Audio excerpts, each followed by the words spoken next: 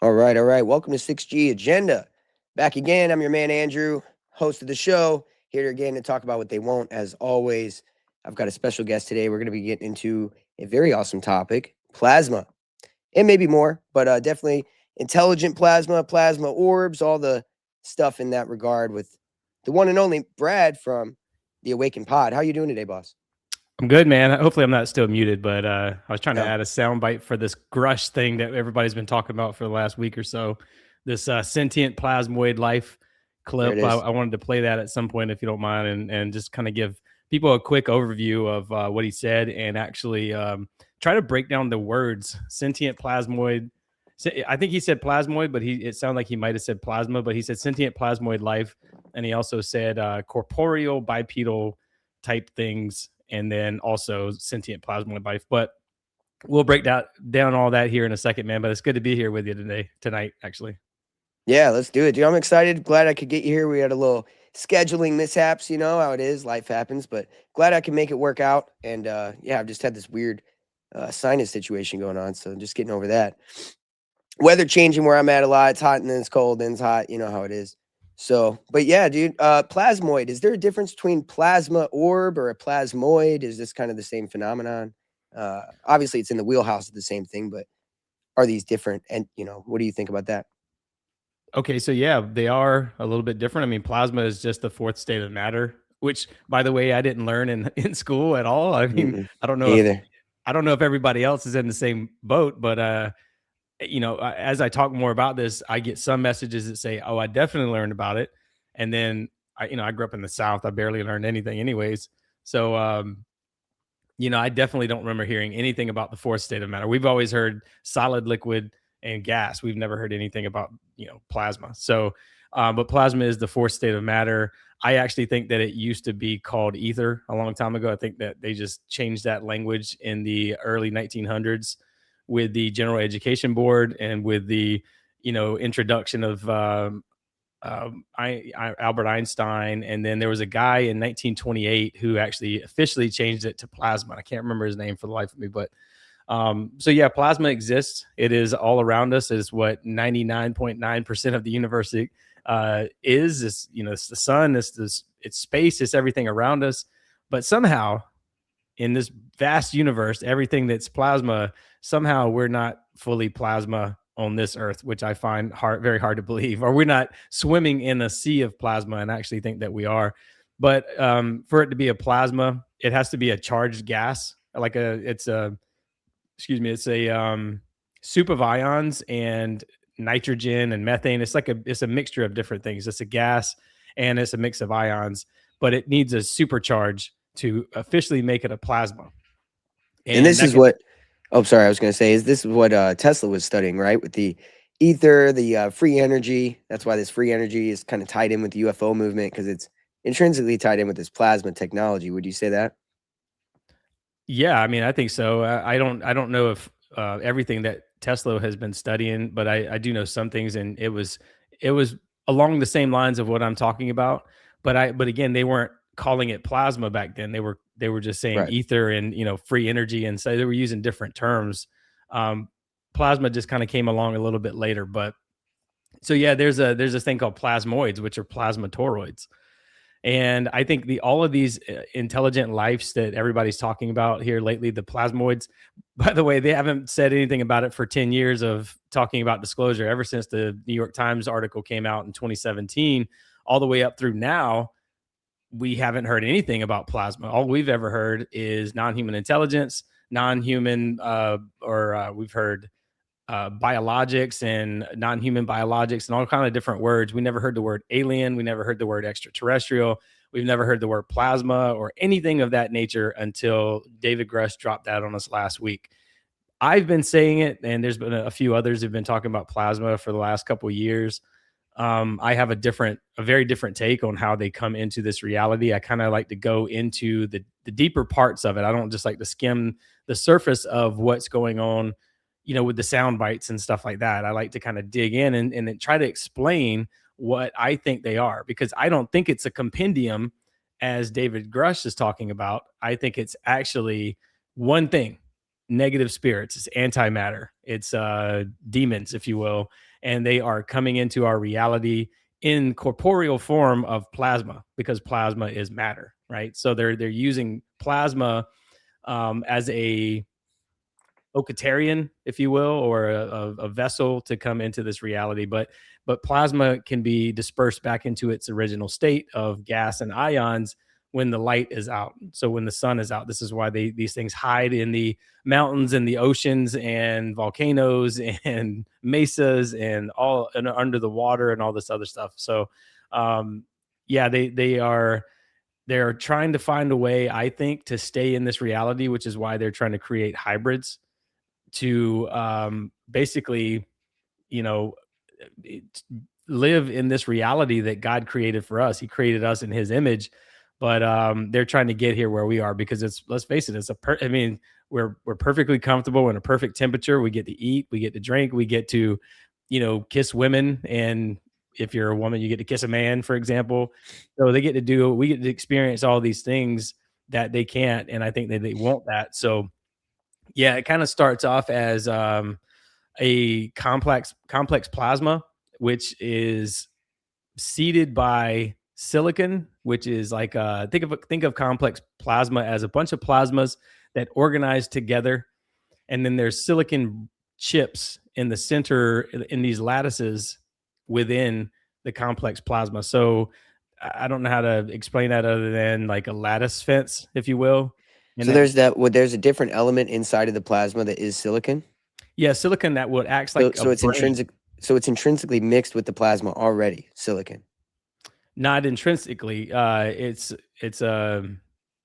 It starts off as a complex or a space dust, essentially, Hmm. and then it forms. All this stuff kind of forms around it, clumps around it, and it creates these like universes, if you will. Okay. They're supercomputers. That's what Right, complex right. plasma is.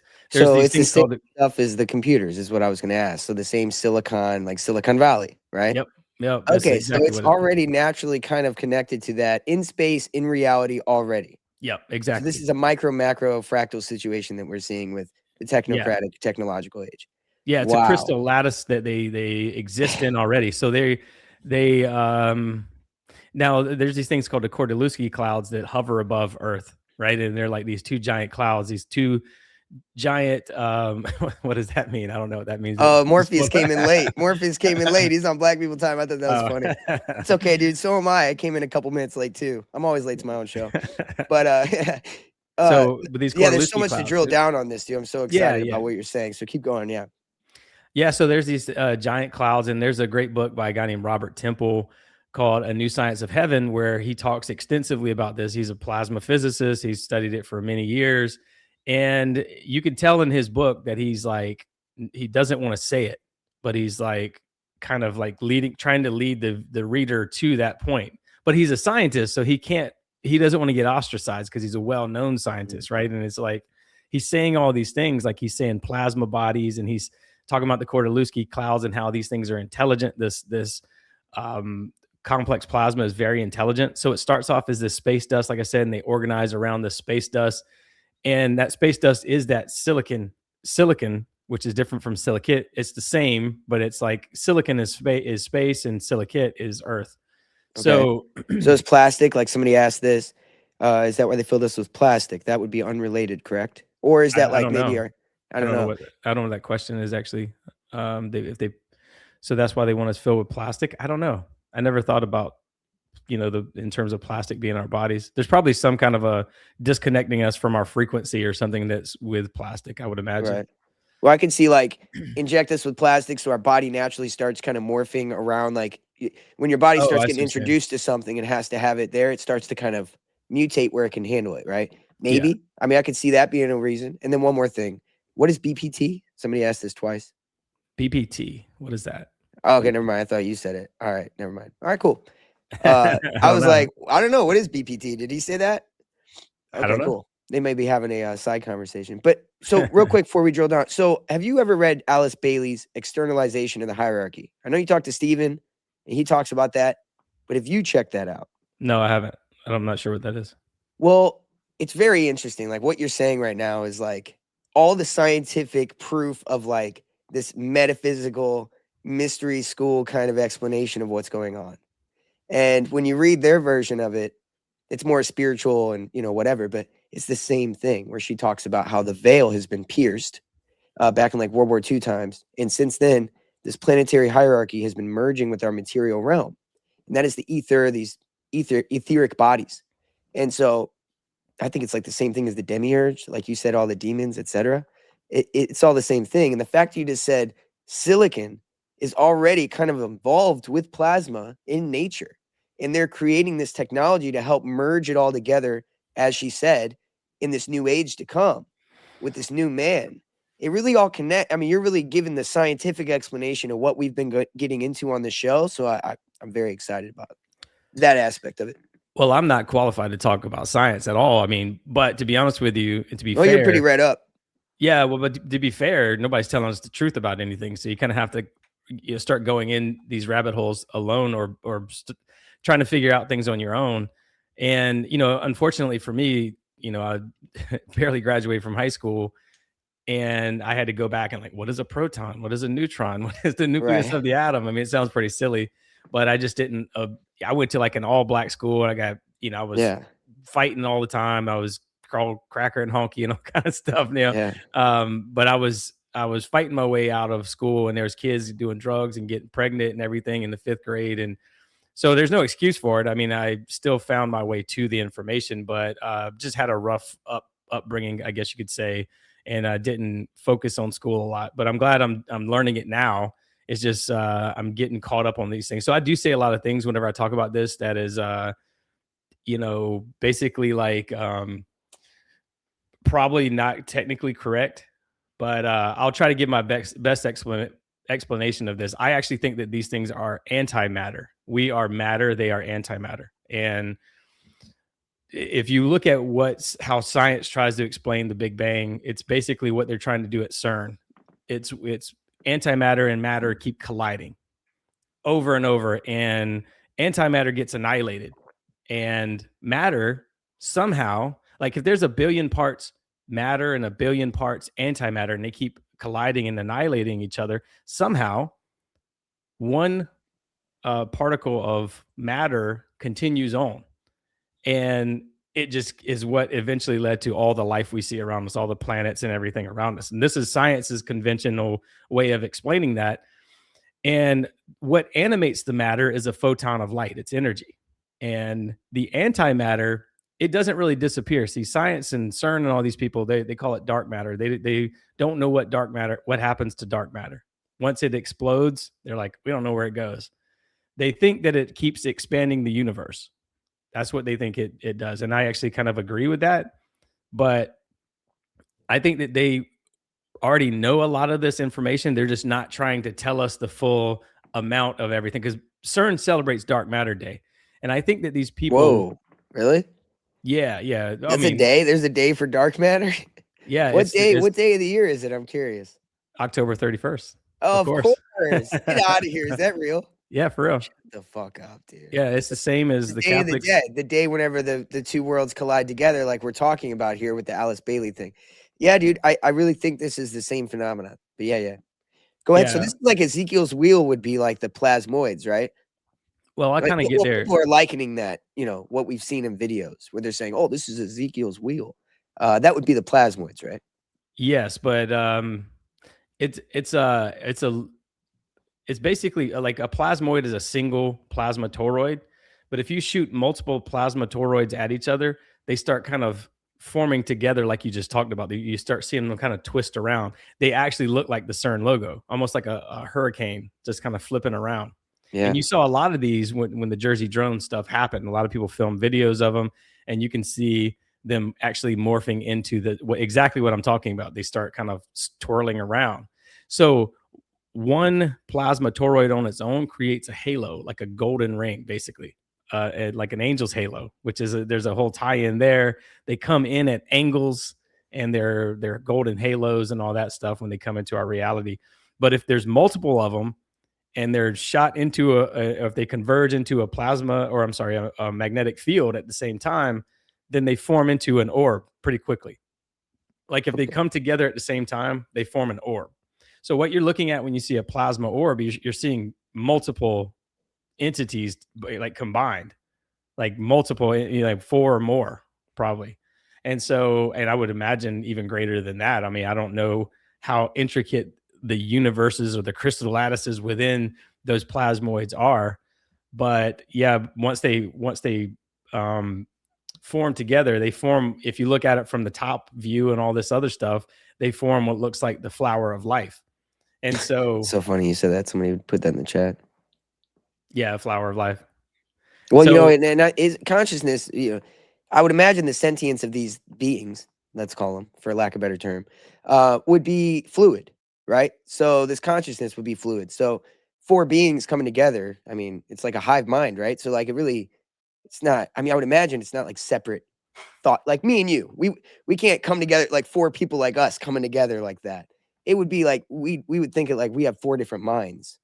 But this is like kind of one yes, kinda one one thing. thinking thing, Yeah, right. it's one Yeah, and that's what one. they wanna merge us with is what I'm getting at when they talk about this singularity in the hive mind.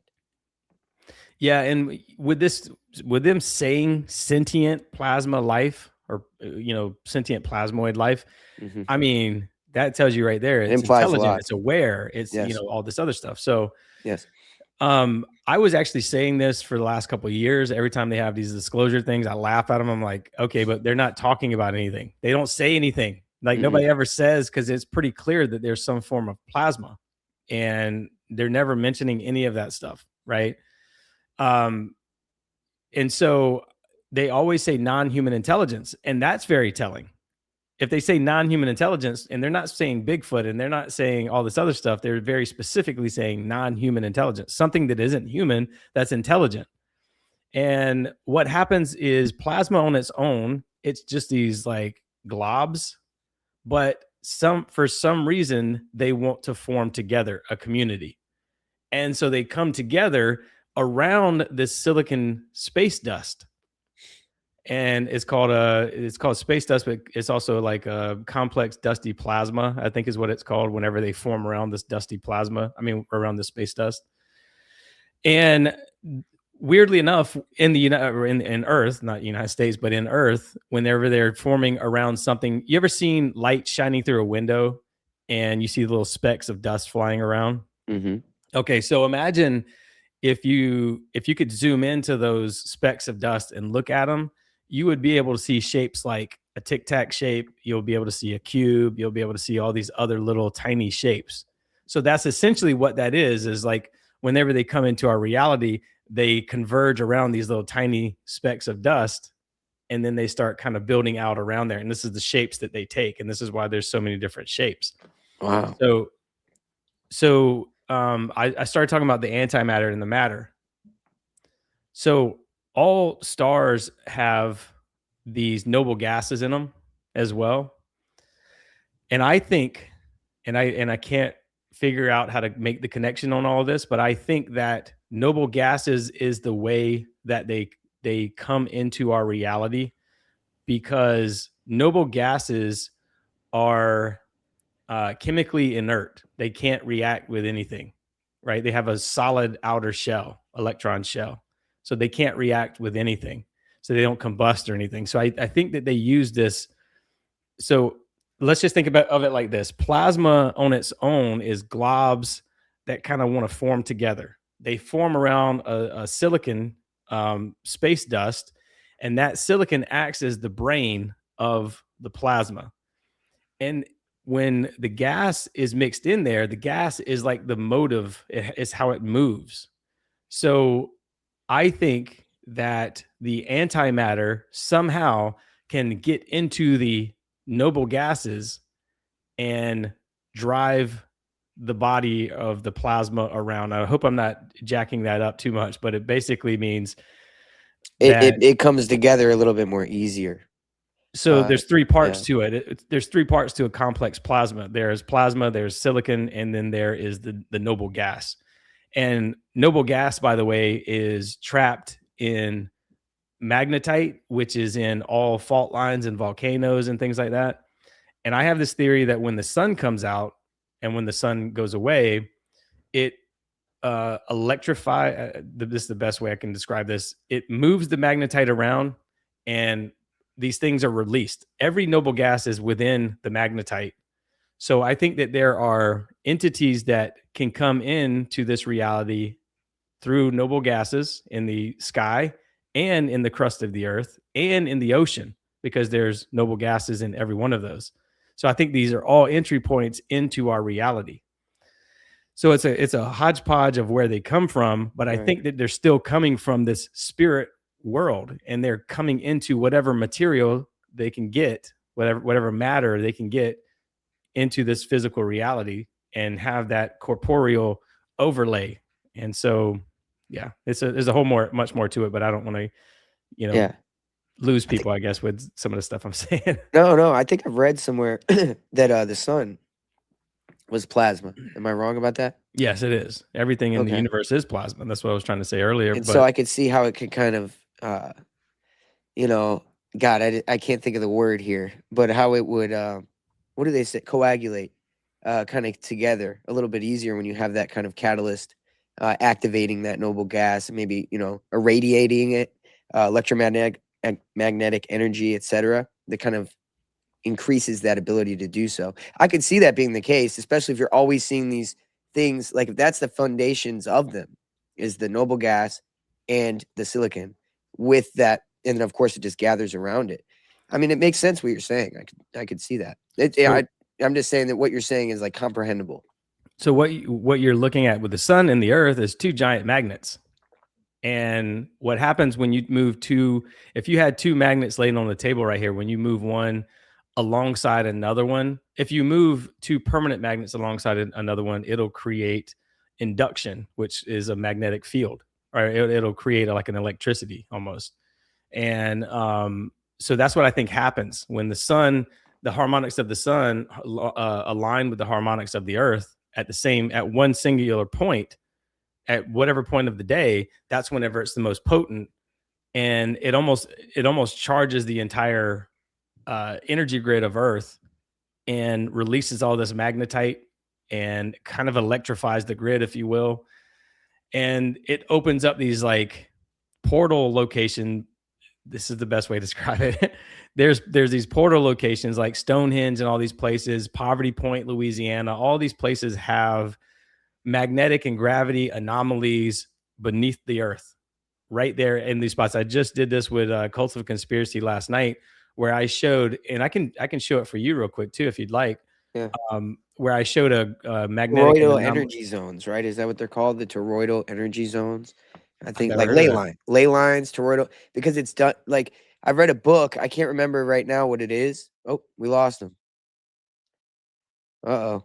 Well, we lost him. Hopefully I can find this book though where I read where people studied where the ley lines are, and they're done in a certain way where it's like kind of like the Star of David, as above, so below. You can find points where it meets.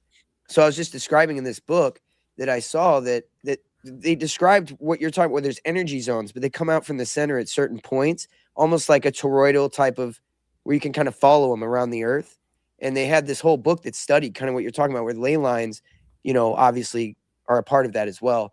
And you mentioned toroidal energy being plasma. So I think that's interesting that they kind of have the same terminology regarding ley lines and plasma. Well, the Earth is a toroid. I think. I don't think it's Yes, I flat or agree. round, or I think it's a toroidal And that's kind of donut what they shape. say. Yeah, Yeah. that's kind of what they say in there, where they're like, there's these energy, and it's done like where there's more than one. It's almost like two. So yeah, very interesting. I didn't quite understand it, and I can't remember what book it was, but Well, one day right. I'll find it and send it to you. Well, right behind you, there's like a design. I don't know if that's on your wall, if it's like Yeah, whatever I put this background. up. Okay, Yep, yep. so that behind you is exactly how I imagine it, the energy grid. And Yeah, you see that central point of this like, yeah, that central point of the star. That would be yeah. like a It's poverty the point. chaos star. Yeah, Yeah, that would be like a poverty point, and all those lines coming off of it would be like ley lines. It would be a part of the energy yeah, grid. And certain times of day, the sun and the earth, whenever as it goes traverses across earth in different region, it lights up all these places. It right. electrifies all these places, right? Yep. So That's what so that's what I'm saying. Where yeah, they've mapped this out like in the 1800s. I mean, this isn't like you say, like they know this stuff. This isn't yes. something like they figured this out when they were excavating and figuring this out with pyramids. But they act like, oh, we just think they're We just think they're burial grounds. Like, get out of here, dude. You guys know that this is a important initiation chamber at the least, a generator at the most, Yeah. so it's crazy. It's like those points that I was just showing you behind you. Those are nodal points. Yes. Just like the brain cells have nodal points, just like the body has meridian points on it for actually acupuncture and all that. Hmm. So like Earth has the same thing, and these acupuncture type points, these meridian points, are where these things come in at. And there's a whole mess of things that have to happen at the same time. And there's like Yeah. this perfect little window in the twilight zone, which is dusk and dawn, when the sun's going up or coming up and when the sun's going down. And that's their little window of opportunity to come into this reality. They come out at night and they stay out all night, and then they go away just before dawn comes around. Wow. Or they try to find a way to stay in this reality by going, below the oceans or in caves or in the mesas or whatever. And they're transmedium.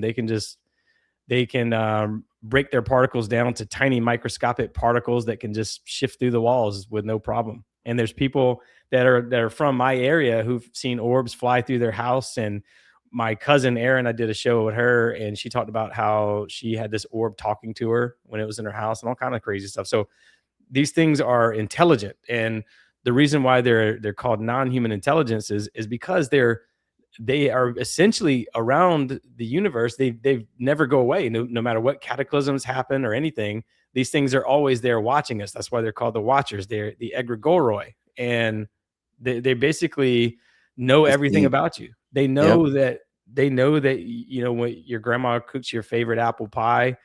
So when they talk to you, when they try to convince you that they are angelic or they're familiars, then they're going to say, "Oh, this it's your grandma. I cooked you your favorite apple pie. Now please build a stone circle so I can come visit you every, 6 months or whatever. When the sun, at the winter solstice or summer solstice or whatever, I can come visit you." And so of course you're going to be like, "Oh, I love Mima. I'm going to go put a little stone circle up, and I'm going to celebrate her." Well, what you don't realize is that stone circle is basically encircling or trapping magnetic energy. And it's allowing these things, it's keeping that magnetic energy in one spot in order for these complex plasmas to fly into. Because once they fly into this magnetic field, they become a plasma toroid. And then Wow. multiple of them at the same time become, like I said, the orbs. So this is not me just making this up. There's a guy named Winston Bostick in the 1950s who studied this, and Yeah. he had all this crazy stuff flying all around his lab. And immediately the government gave him a non-disclosure agreement and signed him to a contract to work for them for 50 years. And we never heard anything back from him again. So this is a real thing where he was shooting plasma into magnetic fields, and it was creating these plasmoids, and they were forming all these different shapes and all these different things that were transmedium and flying through the walls and stuff. So It's crazy. Whenever I read Freemasonic books, just to tie it in, because like I say, you have this scientific kind of approach. You say you're not qualified. I disagree. You're very read up on this, and it doesn't take a degree to be qualified. I can just hear by how you speak about it. You're very well informed with it. But I just keep thinking about the parallels that I've read in Freemasonic texts, where they talk about electromagnetic energy. When we understand magnetism, that's when we'll understand like all the secrets of the universe. And he's talking about ether. He's talking about what you're saying. And I think that we're pretty close to there behind the scenes. And this is why we're seeing plasma scientists go missing and die, or anti-gravity scientists. I think they're planning to do something with this tech, and they don't want whistleblowers. They don't want this getting out. And so I think that you're really touching on some stuff that's going to be more apparent as time goes on, more in our reality.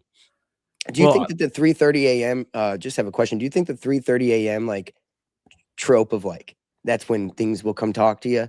Does that have something to do with that whole staying in this space before the sun comes up and all that? yeah, and this is part me and part broken. I had a guy on my show named Freddie Silva. He's travels the world. He's been on Gaia and all this other stuff. And he wrote a book about portals and talks all about this kind of stuff, what I'm talking about. And he specifically was talking about that 3:30 in the morning. And I'm kind of gonna jack this up, but what I think he was saying is that as the sun is on the other side of the earth, there's a pull. And so you get you have like another amount of time where there's it's a lot of activity happen on one side, and there's like almost like a gravity that's pulling and causing these other magnetic anomalies to happen at 3:30 in the morning, because 3:30 in the morning is actually kind of when the sun starts to come up again. It's like the moment as Right. it starts to come up. So as it's going down on the other side, it's coming up on this side, that kind of thing. So Okay. it has something to do with it, but I'm not quite sure It's like an exactly. activation period It's or like a something. push and pull, right? It's like Yeah. as something's going on the other side, it's pulling more magnetic anomalies on this side. It's And polarity. so, Yeah. yeah, there's a weird connection. What you were saying also about like the so this is where I have a problem with disclosure is the Department of Energy. A lot of times people don't talk about the Department of Energy, but it's very, very, very important to talk about the Department of Energy. This is why people listen to my show. They hate me because I'm always like, nah, David Grush ain't saying nothing. Lou Elizondo ain't saying nothing, because Yeah, I don't trust every, it. yeah, I mean, everything that they're saying, maybe it's true, but the problem is they know exactly what needs to happen in order for disclosure to happen, and they're not saying it. The only thing that needs to happen, it's very simple. Congress needs to repeal the Atomic Energy Act of 1946. Very simple. And the president signs it, and then we get all of the disclosure secrets that we will ever need, because everything is hidden in the Department of Energy. All of the secrets of plasma that you were just talking about, the 11 plasma physicists and scientists that disappeared, they all had connections to the Department of Energy. And the reason why is essentially in the Atomic Energy Act of 1946, it says specifically if anything is exposed, communications, disclosure, anything about what goes on in the Department of Energy, it's punishable by death. Get Punishable. out of here. Yeah, it's also punishable, or it's punishable by imprisonment for life. So for 25 years until 1969, that was the language in the Atomic Energy Act. In 1969, they took out the death penalty part. Mm. But what happens is when they made the Atomic Energy Act of 1946, Congress made their classifications of classified information statutes. And so that means that the president can't come in there and declassify whatever he wants to declassify, even though they're in the executive branch. They can't declassify. He can't just go in there and say, okay, give me all the files, because it takes an act of Congress. Congress has to get rid of those statutes or get rid of the act. And then the president can go in there and then it would probably be another fight because you got bureaucrats in there. But the point of saying all that about the death of the 11 physicists and the connection, I think, to that very specific death penalty law of disclosure. So what happens in the Department of Energy, they have what's called restricted data and formerly restricted data. And then they have basically, if you and I work for the Department of Energy and we had a thought, we're like, oh, maybe it's plasma. By definition, everything that's talked about or thought up in the within the Department of Energy is born into restricted data. So even if I had a thought like, oh, it's probably plasma, I get it now. And I went and I didn't ever discuss this with the Department of Energy. I just went to the news and was like, hey guys, it's probably plasma. Well, then somebody's probably going to off me, because even though those laws don't exist anymore, that law of death penalty doesn't exist, there is still a deep-seated bureaucracy that enforces those rules. It's a secret society of the DOE, if you will. And if you can imagine, this is how kind of baseball is, right? Baseball in Major League Baseball, they don't allow a pitcher to retaliate if one of their best batters gets hit. So in the MLB rules, they say, don't retaliate. If one of your best hitters get hit with a pitch, the next pitcher can't come out and hit their best batter. Okay. But the fraternity of baseball players still do it. It's an unwritten rule. It's sort of the fraternity of like, well, I'm going to do it anyway. I just saw this thing with Nolan Ryan. Somebody was digging their foot in at the plate, and Nolan Ryan threw a brushback pitch at him. It's one of those fraternity secret society rules of baseball that's everybody kind of agrees upon, right? But clearly that's pretty illegal to do, to throw at someone's head.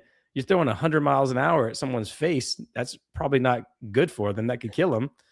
But it's still one of those rules of baseball. And that's how I think that the DOE operates still, even though they don't have the death penalty anymore with disclosing information.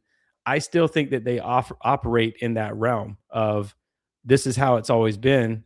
I don't care. I'm going to do it this way. This is how my successor or my predecessor taught me.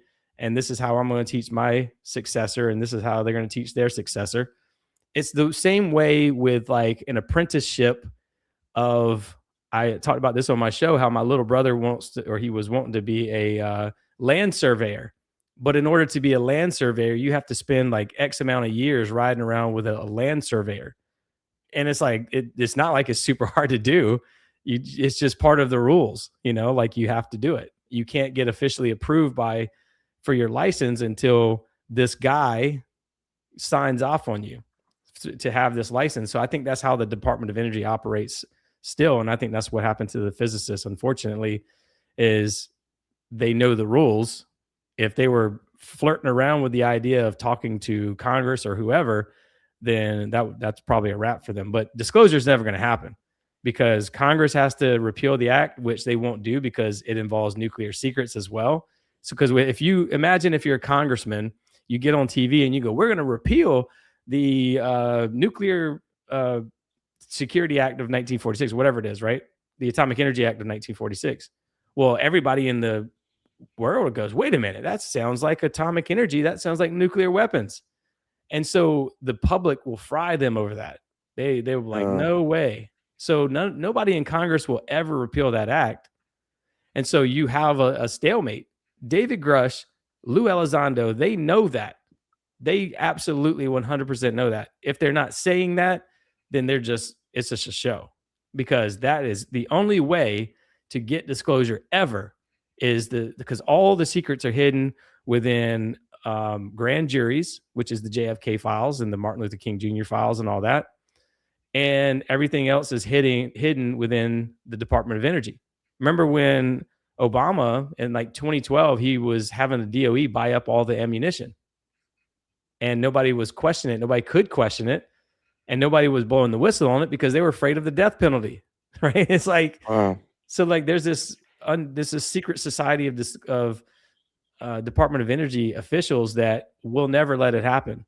And they will probably kill people to keep those secrets within the Department of Energy. And it takes another act of the Supreme Court as well. So even if Congress abolishes it or repeals it, president signs off on it, it's still got to go through the Supreme Court. And we all know that the Supreme Court has a bunch of political appointees running the show at the Supreme Court now. So it's like, so I know that I know I've seen some people write, some things about the Department of Energy and the kind of sway and control that they have, and how they're kind of a sleeper cell within the federal government as far as, how powerful they are. People point at the CIA a lot, but the Department of Energy might have a little bit more power than them from some things I've kind of read. And so, this kind of fits right in line with that. And also, I wonder, is this why they're coming and pushing for the amnesty regarding this whole, we just need amnesty for all the people that have been working on this technology, taking black budget money, hiding it from the, public. We need amnesty for everybody. So that way we can then disclose everything. What that does, though, when you give them amnesty, is also make it to where they can keep lying. You're pretty much saying, hey, it's cool that you lied to us. It's all good. Just tell us now. But then that also makes it, they don't have to tell you everything because there's no repercussions and there's no actual accountability. And so I just think it's interesting, to your point, you either get amnesty where everybody gets this, free card and get out of jail free card, or of course the nuclear option, which they will never go for. So I think, to your point, that's the amnesty thing, the answer to that, what you were saying. Yeah, but if the result could possibly be death, do you really think that anybody's going to do that? They're going to be like, yeah. Even with the amnesty, you think they would go through with that? They'd be like, yeah, they may have passed this, bud, but you know what we agreed on. Don't you? You better toe the line. I don't care what these Congress people are trying to vote on.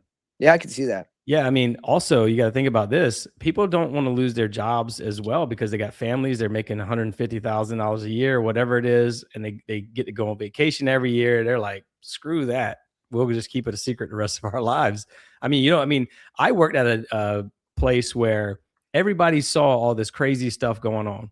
I was the only one going and saying, I was going to the CEO and the chief HR person, whoever it was, and I was just saying, "Hey, this kind of stuff is going. People are stealing," and everybody was like, "Yeah, we'll have your back." Well, when push came to shove, I was the only one, "Hey, this is going on," and everybody just backed out because they realized, like, "Oh, I don't want to lose my job. I don't want to lose my insurance. I don't want to lose."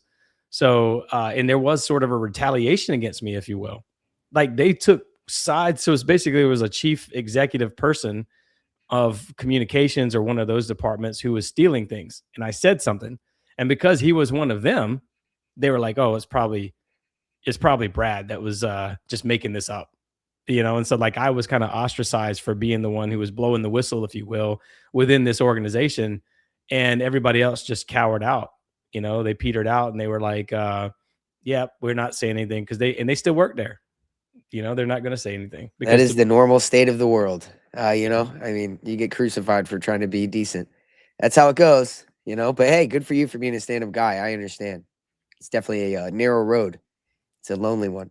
Man, I not that I'm some perfect guy or anything like that. I'm a scumbag too. Sometimes I drink and I watch porn and other stuff. I'm not a perfect dude, but I try to be. I try to be a good guy. You know what I mean? I'm a good dad. I'm a good husband. I do all the right things as a citizen. But I just want truth. I don't care who it's coming from. Like I want truth and authenticity, and I'm just tired of being lied to about everything. And that's the only reason I'm doing this is because nobody. It seems like nobody's after the truth at all. David Grush and Lou Elizondo and the Joint Task Force on Congress to declassify government secrets and all this. All they are a PR marketing team that is trying to shore up interest in I don't really know what their goal is actually, because I think they're trying to put pressure on the Department of Energy and on Congress and on the president, but they're not saying it explicitly. Like when they did all these hearings on Capitol Hill with disclosure, not one person was saying, "Hey guys, the Department of Energy should be here answering these questions. Hey guys, the Department of Interior should be here."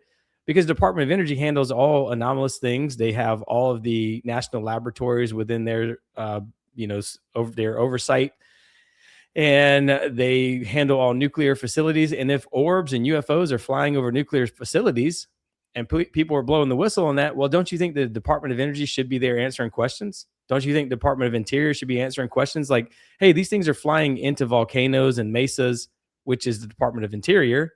"Hey, these things are being spotted in the national forest," again, that the Department of Interior. Then why aren't they there answering questions as well? And they're not. And we should have a whole panel of theologians and all these people from the DOE and the DOI, as well as Department of Defense. All we've seen is DOD and intelligence agencies. We haven't seen anybody from any of the other organizations, and we probably never will, unfortunately. I like this disclosure that all the UFO files is garbage, man. It I really is, agree. because if you go to the National UFO Reporting Center, which is basically this is one guy who lives in Washington, I believe, who has a website, and he's been doing it forever. So when you call the FAA and you say, "Hey, there's a strange thing in the sky above my house," they go, "Go report it to the National UFO Reporting Center." And so if you go to the National UFO Reporting Center and you look, you can search city by city, state by state, country by country at all of the reports from all over the world. And there's thousands and thousands and thousands of pictures and videos, and they make these UFO files look ridiculous. So that's how I know it's all garbage, because they're not Oh giving yeah. us in. It's like little specks of a dot with a couple squares around. It's like, oh, You're speaking to it's the a shit choir, show. dude. You're preaching to the choir, dude. I'm telling you. That's why I've been saying. When I got into doing this over a year ago, I was completely removed from any UFO topics, alien topics. The most I would touch on those is it's MK Ultra project. It's been going on since MK Ultra. There's a lot of aspects to abductions that match the MK Ultra tactics with hypnosis and different things they do to them, chemical, all that stuff, right? Implanting memories. I think a lot of this has to do with more of like manipulation of consciousness and what we're kind of seeing today, this merging of consciousness with technology. And I think that's what MK Ultra was all about, along with this plasma realm, this kind of other thing going on. And so I think at the depths of it, that's what it was. So that's the most I would usually touch on it because, yeah, man, it's all a rebranding of the old gods as this UFO phenomenon, mixing with technology that they've been reverse engineering or channeling from these deities ever since the Nazis with the Thule Society. And then they come over here and continue it. And it's just so apparent and obvious. Whenever the Roswell crash happens right after World War, right after we bring the Nazis over, it's pretty obvious, what's going on here. There's just a lot of that going on. So I kind of stayed away from it. But now with all this coming out, it's obviously worth pointing out again that it is all bullshit and it's not going to come out with anything besides what I see them building up to is this Nordic narrative. This Nordic narrative, which kind of leads back into the Aryan Atlantis, Hitler kind of situation right over again. If you look deeper into like what Hitler believed, it's exactly what we're seeing come back out with like people like Giorgiani saying that the Nordics are actually the first human. They're here to save us. They're going to come here and, enlighten us. They're the Promethean, right? The Promethean man. And they're coming to, and that's why he says that Epstein was studying Nordic people, and you have Hitler, who was very obsessed with the Aryan race from Atlantis. It's all the same because if you remember the Admiral Byrd story going to Hollow Earth, the people operating the UFOs were Nordics. And I think that whole thing was a propaganda pushed out by the Nazis or the people that were left over from the Nazis that came over here in our military. Because when our intelligence community started, which was, again, I believe by the Nazis after Paperclip, and that's when they started the Mossad, the CIA, the MI6. And this is when the Fourth Reich really started, in my opinion. And we're living deep into it now. And so I think that has a lot to do with this UFO thing. It's not, what I worry about is what is the Nordic aspect? Like, what does that mean? Does that have to do with this root race, this kind of only one man can kind of go forward kind of thing that we've been worried about, the mass calling of humans, all that. What are your thoughts on that? Have you ever read anything about that? No, but I'll play this for you real quick and I'll respond. Okay. Definitely. Yeah. Let's see if it play. Hold on. Let me see if this will play. Share it on the bottom and I'll put it up. There should be an invite or share or present on the bottom there by your. That's okay. It's just a sound bite. Can you hear that? A little bit. Turn it up a little bit if you can. It's okay. I'll just basically say it. So I can pull it up on X if you want. It's David Grush talking about bipedal. Yeah, it's fine, man. It's basically just him saying there. It's a compendium, which is like it's a whole group of different things, and it's a continuum, which means basically if you think about a continuum, it's like the spectrum. It blends from one color to the next. So what he's saying is like, well, it's a compendium. It's a blending of going from corporeal bipedal life to sentient plasmoid life. So it's basically it's a compendium of one thing, I think is what he's actually saying. And that's actually what I think. I think that all these things, when they come into our reality, they're coming in as they're initiating as plasma or plasmoids, plasmatoroids, and then they form into orbs. And then that orb has a magnetic field. And then that magnetic field attracts ions from the remains of decomposing animals and plants and vegetation and things like that. And it forms into something.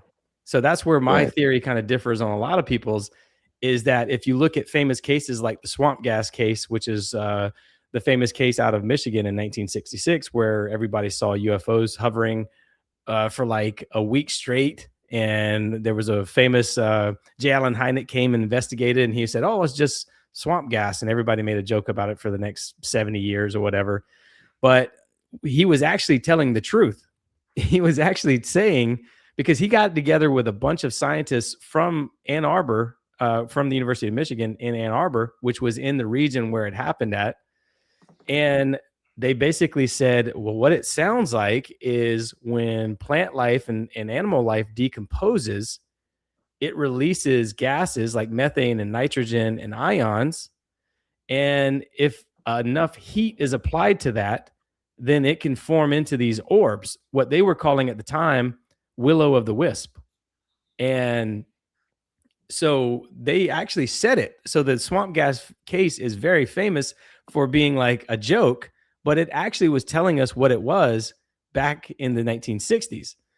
And so that's actually what I think is going on. I think that if you look at all the different cryptids and everything, they look like the environments that they are living in. For example, like a Bigfoot, if you see him in a swampy area, he's going to stink. He's going to have different parts, and if nobody ever has the same kind of description of these things, these cryptids or these Bigfoots or whatever, they all have like my brother, I think, seen one. He said it looked like a deer and a fox, and it was like amalgamation of everything. And it was crawling real slow across the road, and I don't really know what it was. It's an And elemental. yeah, so basically what happens is they're in putrefaction, which is the decomposition of animals. Gases are released and ions are released into the atmosphere, into the environment. And it's also released into the water. And I think that these magnetic orbs can quickly get these things and form into whatever amalgamation of a cryptid or whatever being they can get their hands on. I think they can do it with humans as well, or reptoids or reptilians or whatever Okay, you. we're getting there. There we go. There we go. You Yeah, brought it full circle here to what I was right. asking you. Thank you. You're telling me the truth. In the beginning, whenever you first answered this, was going to be my comment. Yeah, you're telling me the truth.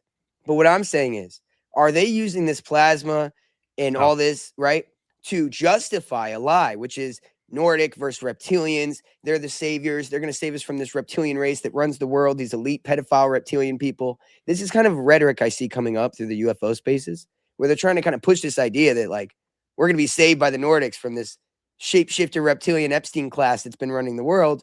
And what you're saying is that like there is even a little shapeshifter aspect to them, even to an extent. they're all Which shapeshifters. They're all the same speed. They're all the same spirit. They're all the same negative he froze energy. up here. Hold on. I'll All right. refresh. Yeah. All right. We got refresh. We got refresh. What's up, everybody? Swamp grass. All right. All right. Sorry about all the troubles, man. No, you're good, dude. We're fine. Had We're having a great conversation. So, a bunch of so do you tabs open. think, there is something to maybe they're using a real thing to kind of sell a lie, to kind of give this narrative? It's kind of how I see it, where it's like, I don't believe there's Nordics and like reptilians that are fighting and all this bullshit that they're selling, but there's an aspect that you can prove or at least make it look like that's real with what you're saying, which is the shape shifting aspects to some of this plasma and things like that. So again, it leads into this idea that like you can manipulate people into a narrative with this technology if you know how to harness it, which again, before our show, we talked about how I believe that they've learned how to harness this plasma technology. And now they can manipulate us with it. Like I've said on my show, if you've heard this on the show, I'm sorry. But just like the Mayans did with the sun, you sacrifice, the sun will come back. Now we have, okay, plasma orbs are here. We could have free energy if we go with the Nordics or whatever, right? So it's like this idea that they're going to sell us on a narrative that's bullshit, right? So I just Yeah, I think wonder your thoughts on that. no, I think you're right. I think they are tricksters. That's the whole point. Mm-hmm. I think they've been tricking civilizations forever, for And our hundreds elites of are thousands working, of and our years. elites are working with them. Yes, yeah, and I think Yeah, that they are continuously working with them because they can get scientific discovery and medicines and all the stuff that gives them more money and more power and all this other stuff. And they're being absolutely. promised all these different things. But yeah, I think it's one thing. It's a spirit thing, a negative energy that's trying to come into our reality. And again, they're tricking people because they've been in the form of plasma or beyond our perception, perhaps, in the spirit world, and they've been watching us and they know Yes, everything about us, and they it's the just same use it. phenomenon. They use it against us. They trick us with this stuff. They just So, say whatever we want to hear. Oh so yes, we're the Council of Light. We're from the Zeta Reticulan yep. star. They see the same thing over and over again, and people fall for it over and over and over again. You're so right, dude. So in that book I talked about earlier, there's a guy that's mentioned in it. His name's Sanat Kumara. And Sanat Kumara is the leader of the White Lodge, and the White Lodge is the lodge of ascended masters. And when you look at Sanat Ascended Kumara, masters. yeah, dude, he's like the guy above Jesus, right? Because Jesus is just an ascended master, and even this Yeah, guy would be above him. yeah. I've But heard it anyway, all. I've yeah, heard of it all course. before. Yeah, Well, look at him. He's in plasma, yeah. clearly, and he's like this Nordic white, kind of being, right? And they, in Freemasonry, they call him the ancients, the ancient of old or ancient of ancients. Let's see here. There it is. So in Freemasonic text, you'll find them like this. Notice how it has the four major zodiac and or books of the Bible, right? With the fire on one side and the pillar and the ice on the other, the as above, so below. And then, of course, she's holding that plasma orb style halo. And this indicates that there is this mystery school kind of stuff that, it leads into this. It is all spiritual. We're talking about this in a sciencey way, but this is how I view it. When you talk about this, I think about this image. I think about these people working and channeling these entities, creating technologies, because they worship whatever this force is that they've put into artwork and whatever this thing is that they call the Ancient of Ancients or this Sanat Kumara, which I believe is this deity. You're describing it, the material way it forms here. It's not obviously like that, but it is that, right? Yeah, a lot of these fallen angels, they are known as tricksters, like Hermes and all these. They all have just different names. I forget the name of it, where they, in Greece, they had the Greek gods, and then in Rome, they had the Roman gods, and they all were basically the same gods. They just had different names, but they all did the same thing. They were all This one was a trickster. This one was a that. And so what I think happened was civilization, humanity was tricked at some point, and they were tricked into building all these pyramids, these step pyramids, these mounds, and they were tricked into offering blood sacrifices to them because they're trying to create hybrids that are coming into this reality, or so they can stay in this reality. Or again, they created Nephilim, right? They're trying to do this again. Well, what happened? God flooded the earth, and he just got rid of all of them, and then some of them remained, right? Oh yeah, I'm so glad you just brought that up. Hey, refresh real quick because I want to get into this, but I want to see your face. All right, let's go, dude. We're gonna talk about the digital temple, dude. He's getting right into it. They're bringing it right back with this digital technology. So you're kind of you're touching on something that I've been getting into a lot, dude. And that's this idea that a long time ago, in the Nephilim days, the days of Noah, if you read some of this more like theosophical studies, they talk about how there's stages of the earth that became more material over time. So it started off, we were pretty much etheric bodies, pure plasma, kind of. This would have been when we were in the garden, right? And we had the fall into material reality is how they describe it. We were like anthropomorphic. Is that the right word? No. We were, two male and female. We were, whatever that is. Androgynous. There it is. Yeah. We were androgynous beings. And then, of course, we later separated. We were plant, then mineral beings. And then, of course, we were humans, but we were this first iteration of human, which like our third eye could see through the skull because it wasn't material yet. As time went on, the gods, we could connect with them. But as time went on, things became more material and the gods couldn't contact us. So we started building structures on ley lines, like the pyramids, with perfect geometrical sizes and shapes that would then be a powerhouse to bring them in so we could contact them again. This is the concept of the initial church, where you would go and contact your gods in these perfect, places, right? And of course, over time, you couldn't even do it there. So it became so material that we could not even make contact with these deities. They believe this is their story, not mine. And so now, as we progressed, we are taking that energy, the plasma, etheric, spiritual energy, and putting it into the material by digital means. And so this is what I believe. We're going to retain our latent abilities that we had at one point spiritually. We're going to regain them when we're able to mix this plasma, this ether, with this digital kind of what you said. Silicon is already mixed with plasma, which is just electromagnetic energy, which is literally electricity that we're using with silicon to create this singularity using like quantum computing, which is related to CERN. It all comes together, I believe, in this movement. So, dude, they're bringing back the days of Atlantis, the days of Noah. Well, I think they're trying to get people to resurface some of these circle areas, these enclosed. So you mentioned church, right? Church comes from the word circe, which is where circle, church, and all these circus, all these words come from, was the goddess Circe, who was the goddess of transformation and magic. And she was a fallen angel. So basically, whenever people would get together in these stone circles, these rings, all those words, circle, circus, church, they all mean encircle.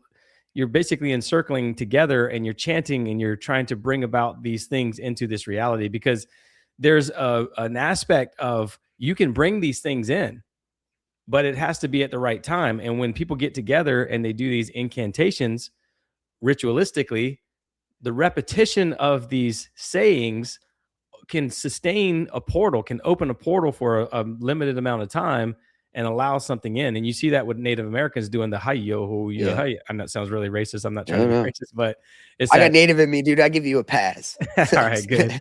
But it's like that it's a constant vibration that they're Yes. trying to, I was gonna because say that because the CE5 with Greer, where they go out and they do the binaural beats, it's the yep, same thing. It's frequency. That's all yep. they're doing with that. It's no different than a chant. So go That's ahead. all it Sorry. is, man. Yeah, Very it's a constant frequency. That's what a chant is. It's a yes. frequency, by the way, is just a measurement of a vibration. And Yeah. so it's, you know, when there's one cycle of a vibration, it's measured in 1 hertz, which is a frequency, right? Which is one frequency. And so frequencies don't really mean anything other than they are like a balloon that hasn't been blown up. And then we use our words to blow that balloon up, right? So if there's a ho coming out of our mouth, well, what intention we have with that is what amplifies that and brings something into this reality. So Right. if you got a group of people together that are chanting and they're all trying to summon this same thing with the intent to summon something, they're going to summon something. And I think that these trickster fallen angels have been doing this forever, and they're back now. But I think that these places were intentionally buried and covered up and, you know, roped off with the national forest and the national parks and things like that, so we can't access them. So we can't go, because, you know, as a teenager, if somebody said, "Oh, that's where you can go summon fallen angels," every one of us as teenagers would have been like, "Heck yeah, bro, let's go get together." And, you know, stupidly, Oh yeah. we would go back in the woods and we do these Like a Ouija rituals. And board. yeah, yeah, you would do it Let's because do it. it's, yeah, because I mean that's what we did as kids. We had this famous thing with this thing called the ghost light, where you park down a dirt road, you turn off your lights, and these orbs will appear. Oh. And everybody did it. You know, that's where you went and parked with your girlfriend or with your buddies or whatever Did you to see one? drink. And I never saw them with my mom. I have lots of family and friends who've seen them, but I never saw them. I usually just got drunk and messing with girls and stuff like that. I wasn't Yeah, paying yeah, too attention to. busy having Yeah, fun. yeah, yeah. You know, it's interesting. We have something called Zombie Road where I'm at. And it was like an old like Trail of Tears area. It's real weird. Like people go drive down it at night and dude, you get arrested. Like you cannot drive on it. I don't know what the deal is, but these cops don't play. And it's real foggy at night. It just naturally just builds a bunch of fog. There's definitely like a burial ground there. It's just a lot of history. Like Civil War area was fought there, things like that. And one night I went down there and no bullshit. Okay, I don't bullshit around. I have not had like no weird supernatural experiences in my life. But this particular time was very weird. We went down there, me and my cousin and a friend, and we were driving. I want to do a zombie road uh show because there's a lot to this like whole road. But quickly, I'll just tell you my experience. We drive down it, and of course the fog hits, right? And it's real foggy in the car, in the windows. And there was these little tiny hands that popped up on the windows, dude. And I swear to God, if you look up like what happens when you go down there, that's one of the things that happens. You'll get like little tiny hands on the windows. So I don't know what that is, but you know, people see orbs down there too. So that was another. I didn't see an orb, but I did have that experience. So yeah, dude, there's shit out there, definitely. Well, yeah, I think even the complex plasma that comes into this reality, which by the way, it can come in through many different places. Like I mentioned before, it can come in from the sky. It can come in from X points, which are these portals in space, and it can come in from portals within the ground. I mean, volcanoes, all this other stuff. And so I think that they can still be there as complex plasma and without having a corporeal overlay. So they can Yeah. be around us right now, sitting in this room with us, as far as I know. Well, that was my And next question. Like, is there a possibility, like Alice Bailey says, that when there's enough trauma, that it can actually tear the veil, and create a portal? You know, that's what she's probably, saying. So, I do would you think imagine. there's something to that? Yeah, I would imagine so, man. I Yeah. think that there's probably areas where there's just so much negative energy that these things reside there, and it almost creates a feedback loop. So what happens with these toroids? That's what toroids are. They're feeding their self-circulating energy back into itself. Ah, And when you do these chants, you are feeding that toroid, and that toroid sustains itself, and it becomes basically the lattice, if you will, or the, what is it called, the scaffolding of geometric patterns. So the toroids can be the self-organizing engine, if you will, for geometric patterns. So you'll see, like, I know I've frozen up. I'm a refresh, by the way, and I'm gonna change my setting from 1080p because I think that's what's messing up. Oh, So no, hang, you're hang fine. tight, man. I don't want to cut you off, you know, and I can still hear you just fine, so it's no big deal. Yeah, guys, we're gonna look at this national park. I see you guys talking about national parks. He was kind of touching on this a little bit, so I'm about to bring this up here. I'll give you a preview. This guy's going around to national parks. We'll talk about this in a second. Really sorry for everybody No, watching. I had it set on you're good. 1080p, but I guess it's like overloading or something. I don't know. Yeah, StreamYard can suck So sometimes, dude. This thing like really bogs your computer down, and everybody uses it, so it's like, all right, dude, whatever. yeah, So I got it new. only happens whenever I'm on StreamYard for real. I mean, Yep. I use other platforms, but First show I um, did with I did a show with William Ramsey. I had a kind of shitty laptop, and he asked me to do StreamYard. I'd never done it. I was like getting on there, it would not work. He's like, man, I got. He's like, I've done shows with a guy in Beirut with better internet than you. And I'm like, dude, it's not my internet, man. I promise, it's my damn computer. It can't handle it. Like that's how much GPU it takes to run this thing. yes, for sure. Well, I got a brand new laptop, so it should be fine. But Right. I think the 1080p thing is what bogs it Rendering. down. Yeah. Yeah, Do you have a nice camera, or is it like your webcam? yeah. I have a nice camera, It might be the DSLR. camera. Yeah. Yeah. I have So a basic little webcam. Ends up the resolution looks shitty. So you were kind of talking about a little bit national parks ish. Have you seen this guy that's going around in Grand Canyon? You know about like the Egyptian zones in the Grand Canyon that are like named mhm. after places in Egypt. There's been stories that have been apparently buried by the Smithsonian of people going back there as far back as the 1900s, and newspaper clippings talking about caves that have hieroglyphs, Egyptian iconography, all kinds of shit that just doesn't belong there in the Grand Canyon. Have you seen that? Yeah, of course. I did an episode on it, and Okay. so I'm fully aware of it for sure. So this guy is going around. Have you seen this dude? No, but So I can't. before It's we kind of, play kind of this, hard to see. you're familiar with the fact that like this is black zone, black helicopters come and get you if you go in there, right? Yeah, well, yeah. I mean, all those parts, basically all of the Grand Canyon, you can't go to. So So how is he doing this? That's my question, first of all. Second of all, let's watch it. And I don't know if this is time for exposure. If it's time to like let this out of the bag, I don't know. But I'm curious what you think about this since you haven't seen it and you've done an episode. That's pretty exciting. So let's look at this. He's called Mr. Mountain Beast. You're going to love this one. Look at this. Look at the precision.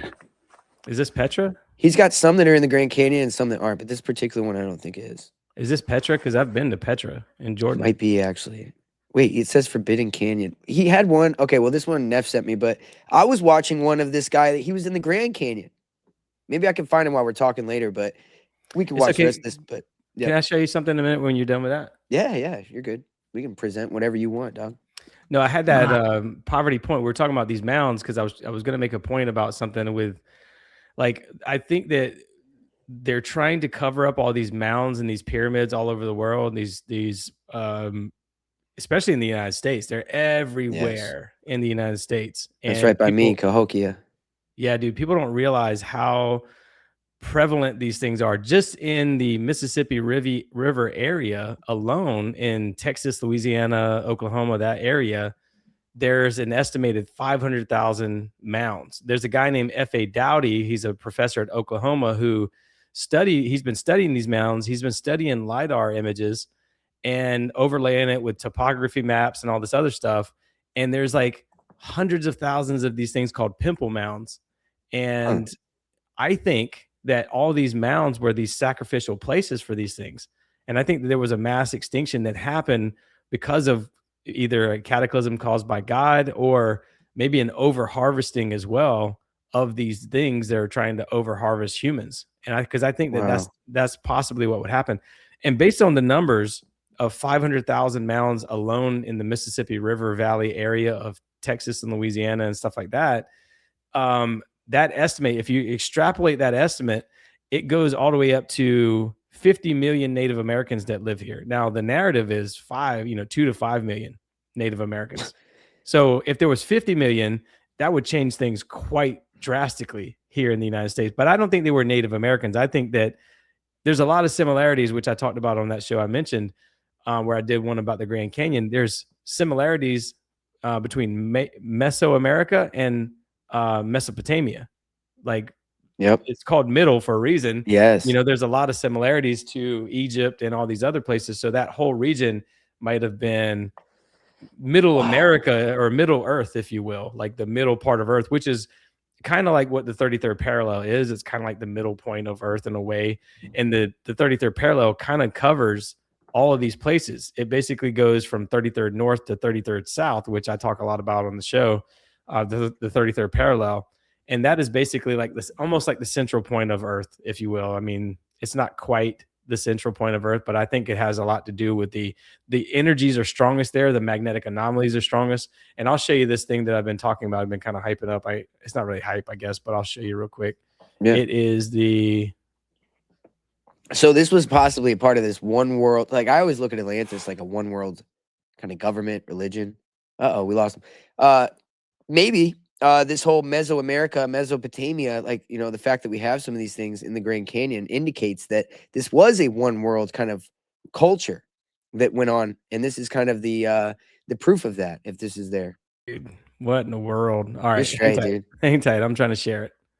Every time I go to share something, it kicks me out. I don't know why. So it could indicate that there's a one world culture going on, you know, with the whole Grand Canyon having similar things as Egypt. It's like, you know, same temperatures, same kind of deal, but also indicates that there was a whole world society at one time. Yes. Which is why you see the pagan gods and they all indicate the same kind of thing, step pyramids and pyramids over there.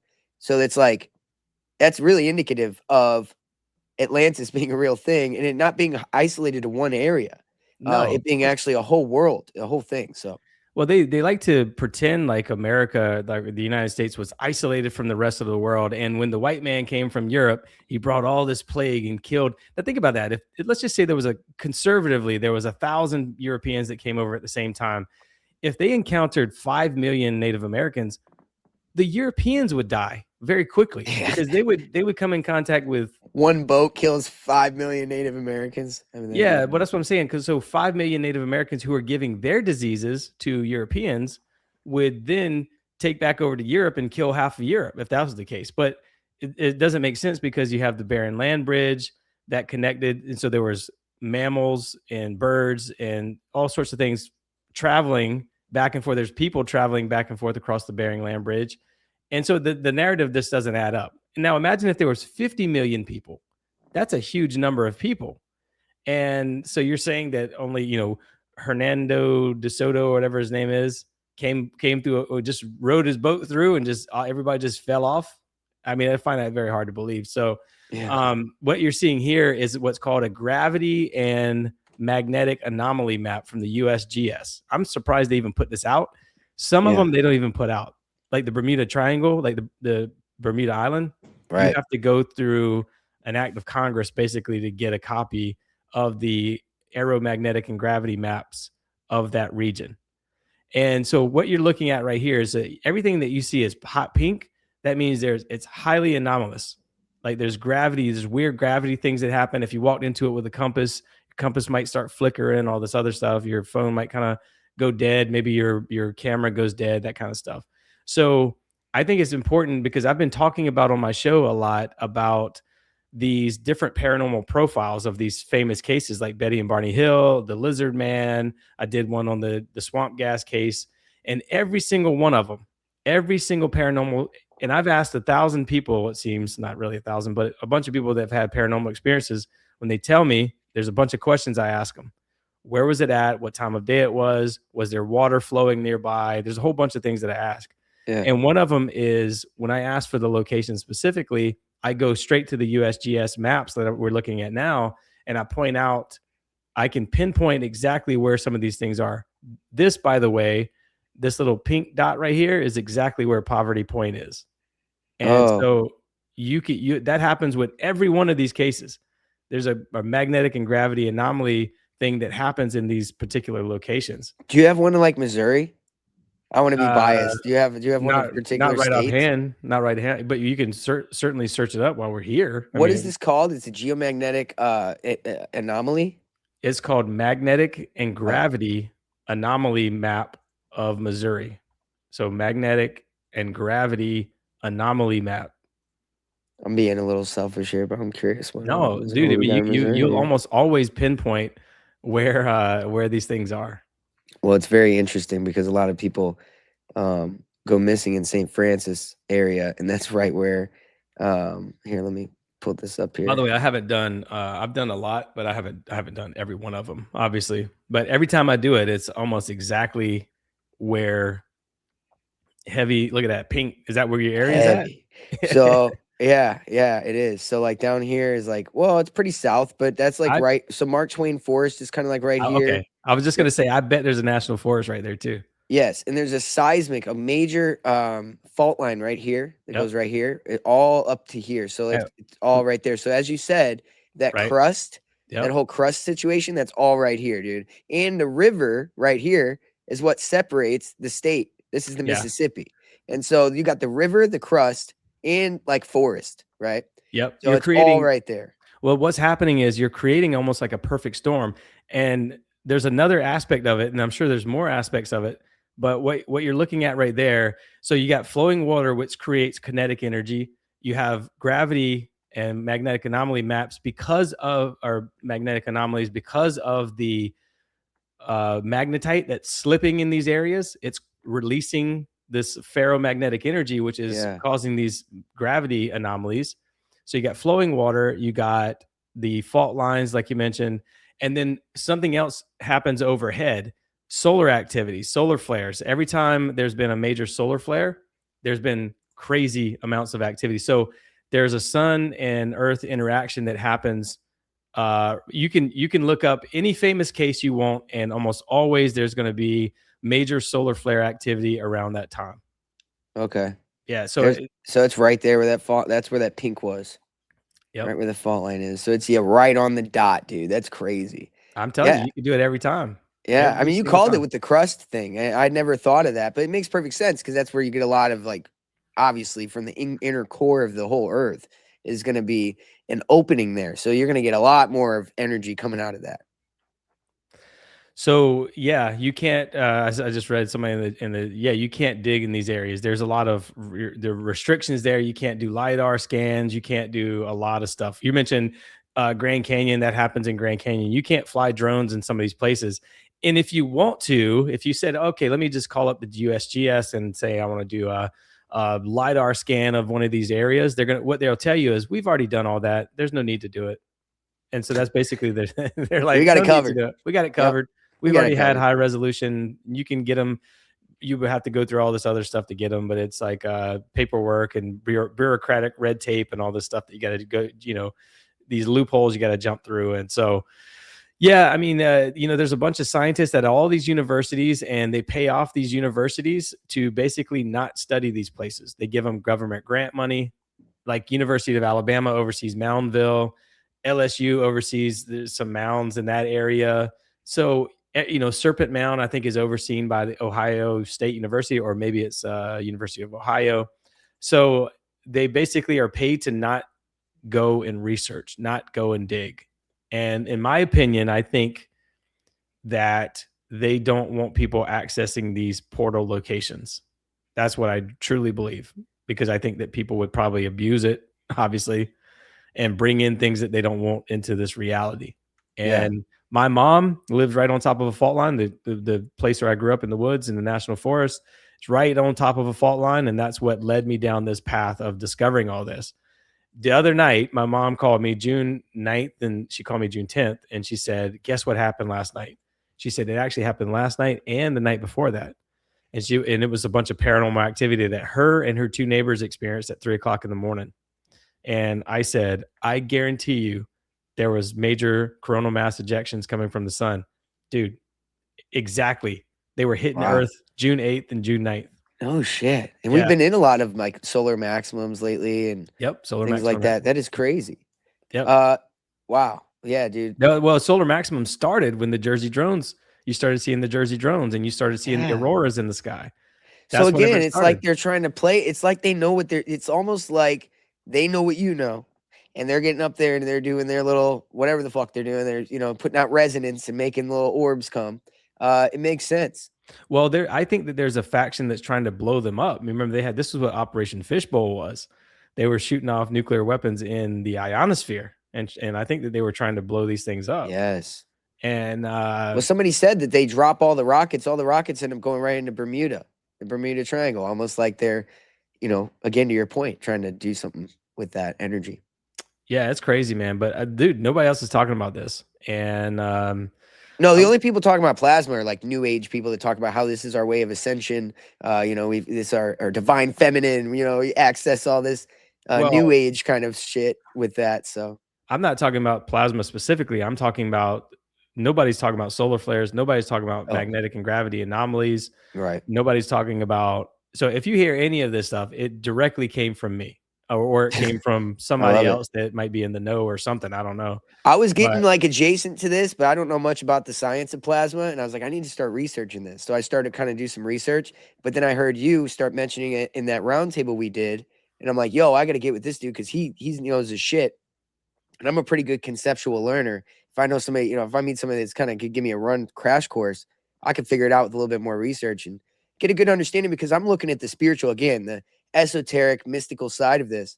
But you got to have a better understanding of this as well. And man, it lines up with all the stuff that, you know, that I talk about here. Well, I had a guy on my show named Carl Crusher. He's got like 3.5 million followers on YouTube, and he works with he goes out to Skinwalker Ranch and he looks at petroglyphs and studies petroglyphs and all this other stuff. And he goes out with a guy named Mike something. He's the psionic asset guy, and they regularly can just summon UFOs and stuff like that. And they show videos of it all the time using psionics. And what he told me, because I asked him some very specific questions, because I was like, obviously, excuse me, I'm obviously, he's like, you can come out anytime. And I'm like, well, obviously I'm concerned about hitchhiker effects and stuff like that. Like, I don't necessarily want to see this. Matter of fact, when they did it at, somebody did it at the First Bro Grove. They were like, there was this guy. Yeah, there was this guy. I walked out into the parking lot and there was a group of people standing around, and this long haired dude was like, I can summon the Pleiadians. And I was like, yeah, I'm out, dude. Like, whatever is going on. Like, I don't want to. You didn't stick around? Hell no. You should have stuck around, dude. But they did, and people saw him. Shut up. Yeah. So what this guy Carl was telling me, he said, I understand your concerns. He's like, that is obviously a big concern, hitchhiker effect and things like that. And people don't want to have these negative interactions. But he said that this he said phenomena, but it's like, he's talking about plasma. When they say that word phenomena, that's what they mean, plasma. He basically said, it depends on your intention. If your intentions are good, you will have like good experiences. And if your intentions are like to expose or, you know, like bad, like that would probably be me. I would be like, look at these fucking alien demons up there. You know what I mean? It's like, And this guy's like, Pleiadians, we love them. Yeah, totally. Okay. He said that then they would affect you negatively. Yeah. And so that kind of lends into what I'm saying. These things are tricksters, right? They're like, oh, we can trick this guy over here, and we can pretend to be nice people, and they think we're Pleiadians. And by the way, Betty and Barney Hill said the same thing when they were abducted. Right. They said that they were Pleiadians, and they showed them the star, you know, or the Zeta Reticulans or something like that. After having memories implanted in their head through hypnosis. So again, we're back to that, like, this is bullshit. You know what I mean? This is from people who are in the mystery cults that want us to think it's a certain thing, a certain phenomenon, because alien abductions, quote unquote, happened by elves thousands of years ago. And they didn't call it an alien abduction, but the same description of what happened to them was elves. They described them as elves. So these elementals, as you described them, I mean, that's what we're talking about here, is elementals that live in this etheric realm. And they come here through fire, water, different element styles of, that's literally how they're described through Freemasonic text.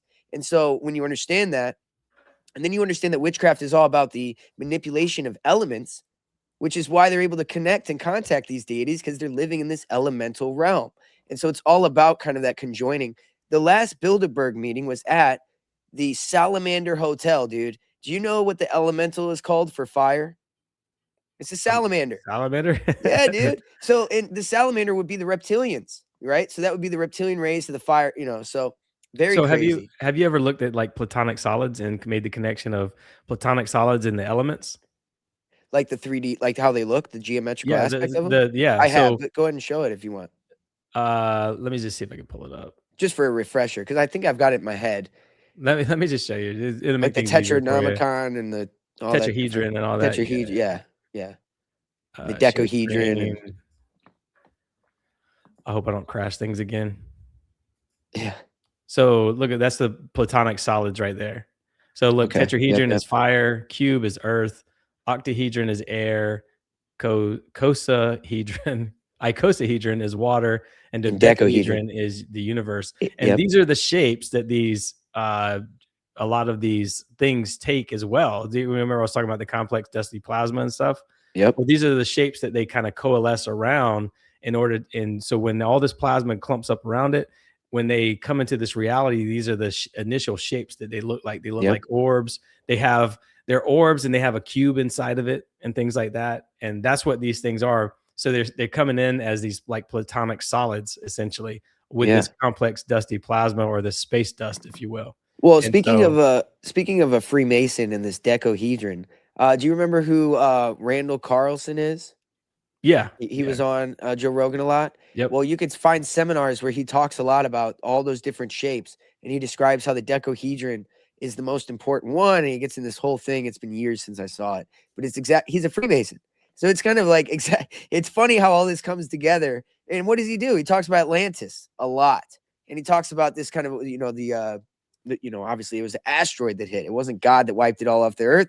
It was an asteroid. It's no big deal. Nobody was doing nothing wrong. If anything, we want to bring that world back because some crazy cataclysm destroyed it and we deserve better. So let's bring that back, right? The spiritual hierarchy, the priest king caste system. Well, a lot of these yeah. places like what is it called? Göbekli Tepe in Turkey. I used to live in Turkey. I was stationed there when I was in the military. Oh, really? And I got to see all these really cool places all around Turkey, but I didn't get to go out to Göbekli Tepe because I didn't know about it. But Göbekli Tepe was initially covered up intentionally. So Right. They buried it. Yeah. So remember, Jesus was destroying these pagan idols and stuff at Mount Hermon and places like that as well. At the base of Mount Hermon, I forget, was it Philippi, where he was destroying all these? He was ordering his people to destroy these things. Hopefully I'm not messing who that was up, but I think it was Jesus that was doing that. So yeah, at the time, I think that people were destroying these places because Jesus came through and said, you don't need these. You don't need all these fallen angels, these entities to, you don't need to make blood sacrifices because I am the final blood sacrifice. I am the sacrificial lamb. Yep. And so, from that time moving forward, the whole world was pagan and they were worshiping these things, and then they just backed off. And so the churches became places of worship for God rather than places of trying to summon these things in, Absolutely. So, and now it's going to be, now that the temple is within you and they can weaponize that, they're going to take that and sacrifice it to this digital temple. And that's the man with the water pitcher pouring out the water. The water represents consciousness. If your soul and consciousness are intertwined and that temple is connected to that, then plugging into this system, I believe, is the new temple. The new temple is the sacrifice of the spirit. It is not a sacrifice of the animals. People are looking over in the Middle East for this third temple to come back. That's the exoteric, literal version. The real version is this digital technocratic police state that's being built, the beast system 666. And that's where we're at. And that is kind of this, where it all culminates together.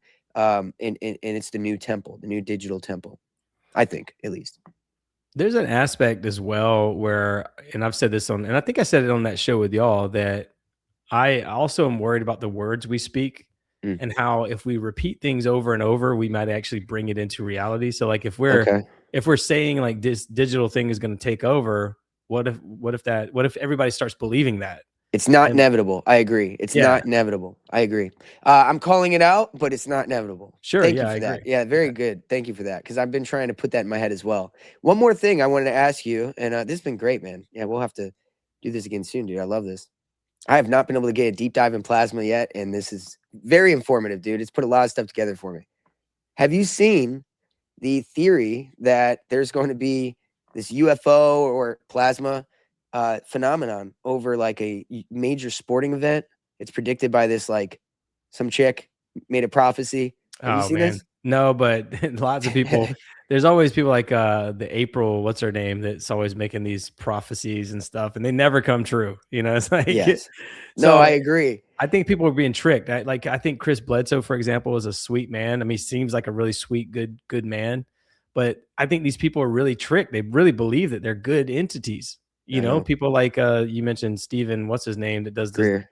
Stephen Greer that does. I mean, they really I are don't think tricked. I don't think he actually believes it. I think he's actually like a Mossad agent, but whatever. Oh, that's You probably know, true too. that's just how I feel about that particular person. Like the same thing with like David Grush or Louis Elizondo. They're all a part of like Stargate, which was MK Ultra adjacent. It's about, studying the mind. It's not really about like, the remote viewing and accessing latent abilities is an aspect of this because they want to be able to do this with digital means. So of course you have to figure out how to get it to happen, naturally. What is the phenomenon that causes somebody to, have telepathic, occurrences or astral project? And then we can do it by technology. Yeah, someone just posted in the comment talking about it's called, they're talking about word magic essentially. And I did an Yeah. episode recently called Word Magic where I break all that stuff down. And it's pretty interesting when you start breaking down homophones and the same sounds and different meanings and all this other stuff.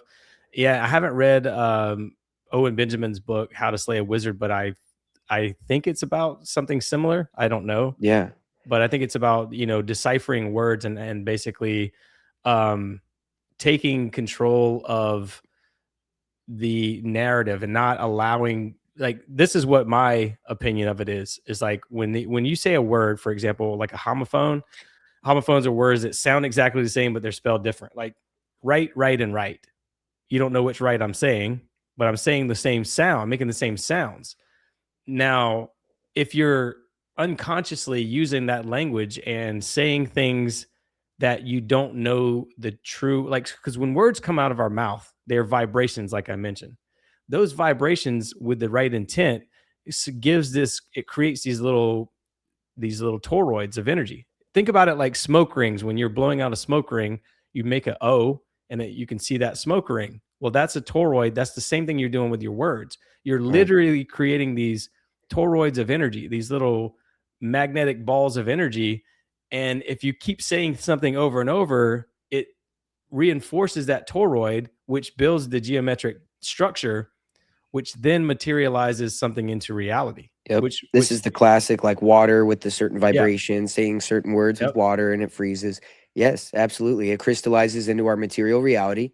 Yep. And it's funny because people like Joe Rogan love to minimize it and say they're just sounds you make with your mouth. He says that. That's like his classic statement he says about words. They're just sounds you make with your mouth. They're no big deal. Well, I would say that too if I was a magician. If I didn't want people on my tail.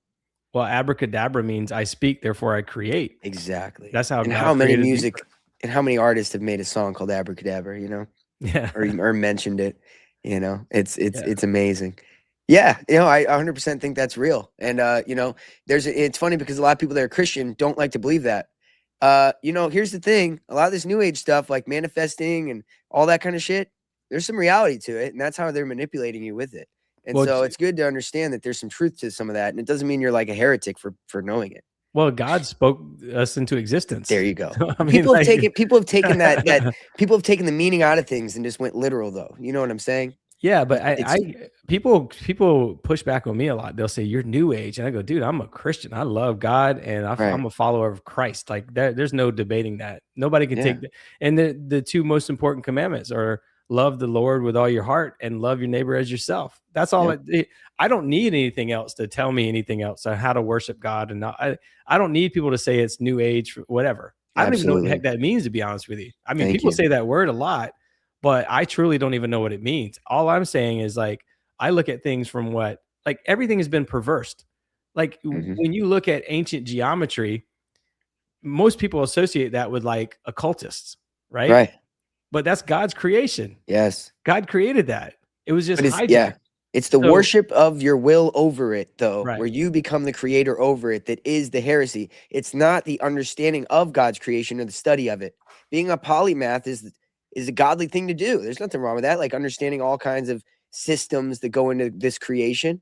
But however, I always say this on my show, that the God they worship, they call the architect of the universe. So he'll tell you how everything's built. He'll tell you the architecture of everything, but the worship of the architecture and manipulation of your will over creation, that's the part where you're kind of leaving God, I believe.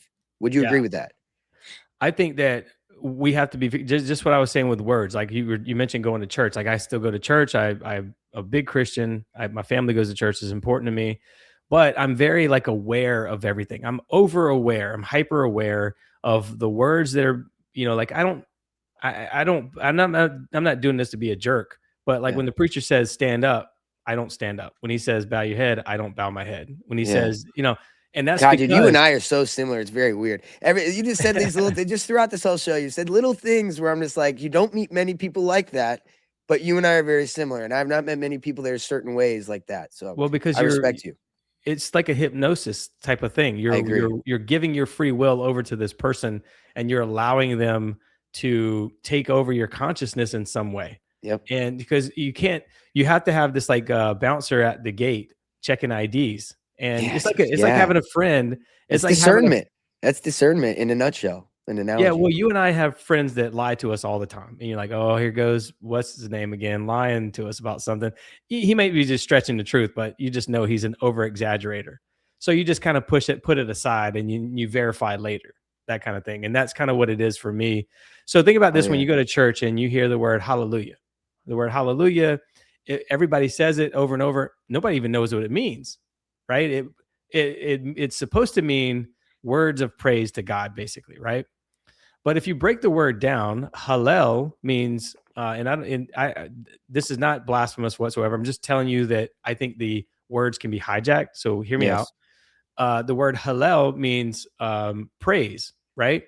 Hallel means shining one, and so Lu means like if only, like as if only I had a pack of gum or something like that, right? And then Yah means God. It's a shortened version of Yahweh, which means God. So if you actually break that word down, it could mean Satan, if only God. So like now we use it as words of praise, and I hope that when people say hallelujah at church, their intent, their free will is meaning to praise God, to praise our God.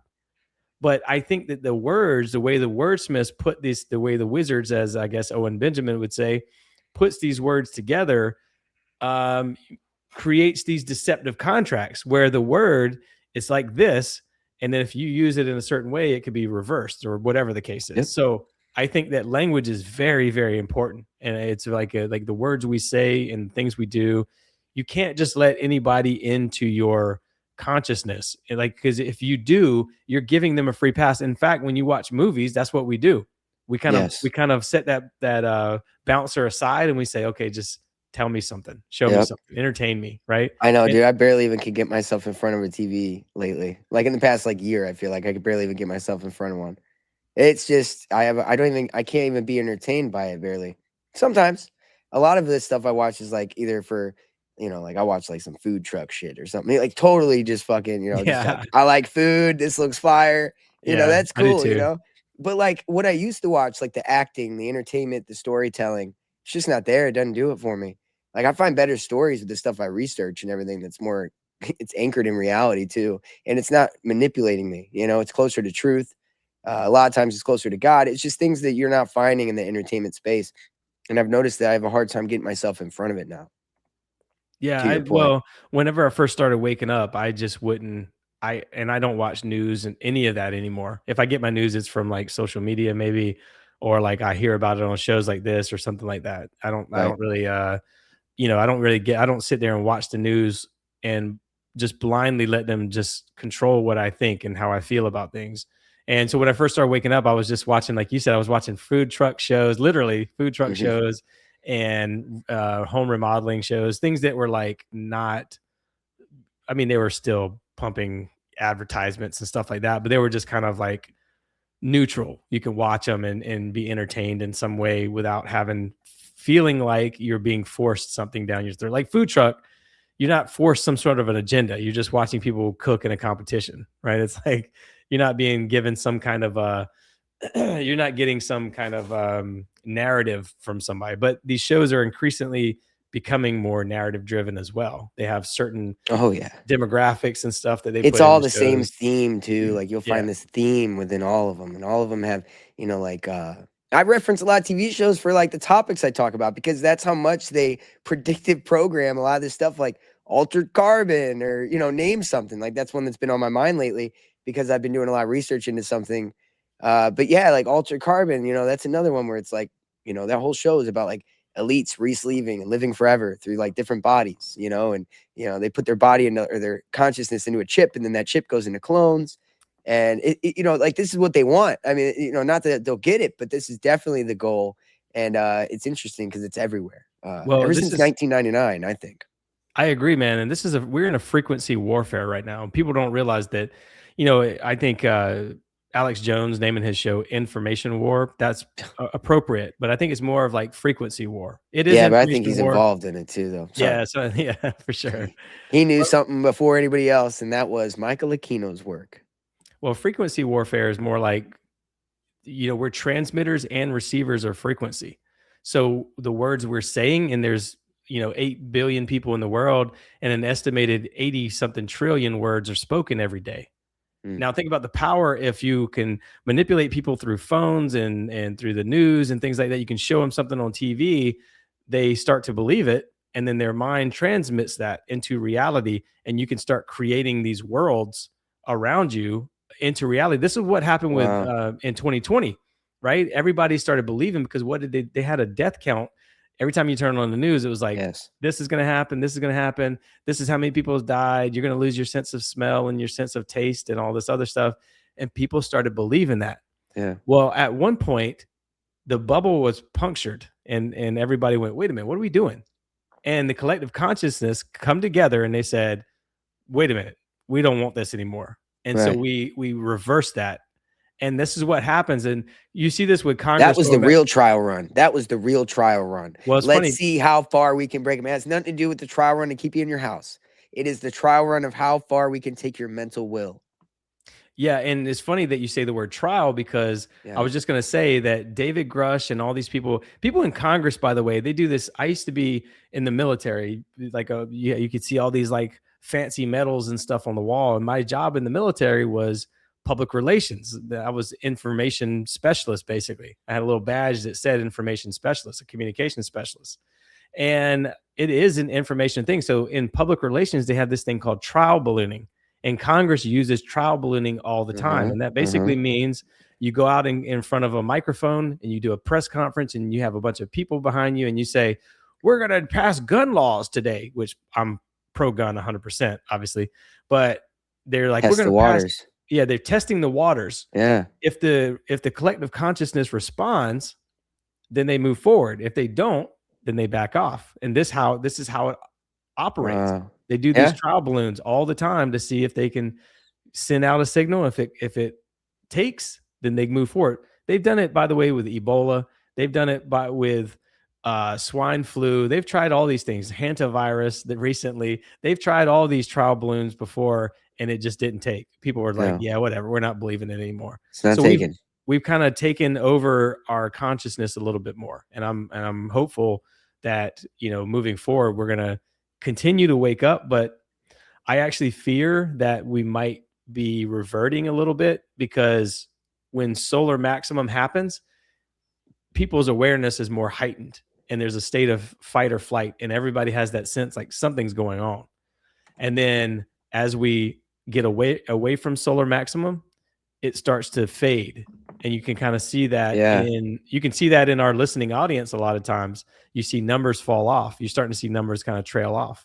Yeah. And then by 2036, when there's another solar maximum, you're going to see the same thing. You're going to see people kind of waking up again, and then it dies off again. So hopefully we'll continue to ride this wave of awareness and awakening. Man, that's freaky. That is freaky because we're at a, the chaos magician is in the house. You know what I'm saying? Yeah. The White House, baby. He is every day, dude. I mean, fuck Netanyahu. The next day, Netanyahu's a great prime minister. We are in a crazy place. right now. The chaos magician, it's insane. I do think that a new order is very likely if you're with what you're talking about. I hope people do stay vigilant, but because they're weaponizing corruption and exposure, they're weaponizing exposure for exposure's sake. It's not really like we're going to do anything about it. We're not going to do anything about Epstein and all the people involved. We're not going to do anything about Peter Thiel and his dialogue group. We're not going to do anything about anything, right? It's more about people feeling like they're finding out things going on and they feel informed and they get driven down their reality tunnels even further.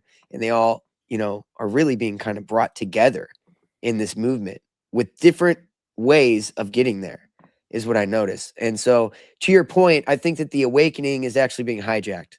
Yeah, it So is. yeah, it's definitely something to watch and be vigilant about. And that's what people like me and you obviously, are here to do. So hopefully we can make it happen, man. I appreciate you, dude. This was a great episode, Brad. Let everybody know where they can find you, dude. He's got Yeah, some man. great info over on his channel. Yeah, I'm probably not as good at doing this on my own, but I've been doing more solo shows where I'm trying to break down some of this stuff because it's really. I used to have a lot of guests, and people have really enjoyed the shows with guests, and I'm gonna try to continue to do those. But to be honest with you, I keep getting a lot of guests that cancel on me. And I don't know why. They keep Oh, for one reason or another, they got this going on, and it started to kind of bum me out. So I was like, well, screw it. I'm just going to start doing more solo shows anyways, yeah, I and get just that. start talking about like the things that I want to talk about versus what they want to talk about. So yeah, you can find me at theawakenpodcast.com. That's where you'll find all the links to everything for my show. I would highly encourage you guys to follow me on Spotify and Apple. That's where I do the best. That's where I can make the most money because I run ads on there. So please do me a favor and follow me on Spotify and Apple. I know the ads suck, but if you, Same here. I get it. yeah, if you listen, if you just fight through it or fast forward them or whatever, just please do that for us because it really helps us make a little bit of money to keep the Sure show does. going. So follow me on Spotify and Apple, and please don't forget to give the show a 5-star rating if you can, if you don't mind, because that is actually telling the algorithms we want to see more content like this, and so they'll continue to put mine and Andrew's shows in the top of the news feeds of people when they're searching for new podcasts to discover and stuff like that. So these reviews and these comments and these likes and these notification buttons and all these things, when we tell you to smash that like button and all that stuff that you hear people say, it's for a reason. It's because we want you to make sure you stay in the know of when we got content coming out. So yeah, man, thank you for having me. I really appreciate this. And I know I kind of run my mouth and talk a lot, but I No, you're guess good. that's what my profession is now, as a Damn right. podcaster. So I do the same thing, man. Whenever I go on, I'm like, "Ooh, I've been going for a while. I'm deep in the weeds." But no, man, I so love it, dude. That's great. And yeah, I could keep up. I'm sure the listening audience can as well. A lot of them listen to you already, so you're in good company. No worries. Thanks again, Brad. This is awesome. Shout out to the chat. We will be back probably. What's today? Tomorrow. I'll be on with Nugget News tomorrow night. Gonna do a little Father's Day show, catching up with him. and But thank you guys. one Yeah. more thing. Shout out to Neff Hunter and shout out to Morpheus and all you guys. Thank you all very much for all your support as always. Oh I know yeah. you guys are supporting me on Patreon, man, and I'm really grateful for you. Thank you so much, man. I appreciate it Yeah, more than you guys they're know. awesome. I promise you. Yeah, they're some of my top guys, dude. They got a few pods that they listen to, man, and they're loyal to them. I love it, dude. You guys are great. Yeah, and also I want to tell you about another topic. I'll wait till we're out of the show. I'll see you guys later. And yeah, maybe I'll tell you guys about this little topic later, but it's a freaky topic, dude. I spent all night studying it. I was gonna do like a solo show on it today, and I kind of pussied out because I'm like, dude, I don't know, man. The last guy talked about this like isn't around anymore. So, I'll debate on maybe putting it on Patreon. We'll see, guys. I'll let you know. So maybe it's a good incentive to check out the Patreon if you want some exclusive content. But thank you so much, and I'll see you tomorrow.